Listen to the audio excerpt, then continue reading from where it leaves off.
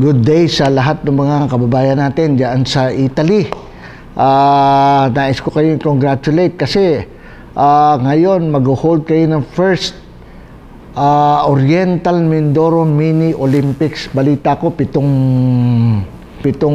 towns ang sumali doon sa sa inyong Mini Olympics. Siguro na lang yan.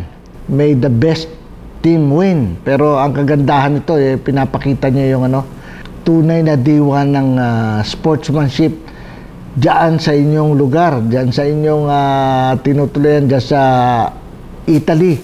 Kahit wala kayo rito, nakikita yung pagkakaisa ng mga Mindoreños.